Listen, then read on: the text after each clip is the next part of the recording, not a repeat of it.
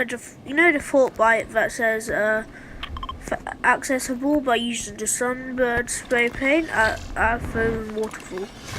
So first you need to come over to Viking Village, Viking Boat, whatever you would call it, whatever you want to call it. So when you're over there, this frozen waterfall coming off the edge, the Fortbyte is right here. So first, you need to make sure you're on. So when you use the sunbird, and then you do that, you collect it. So that's where you'd find the Fortbyte, accessible by using the sunbird spray paint on a frozen waterfall.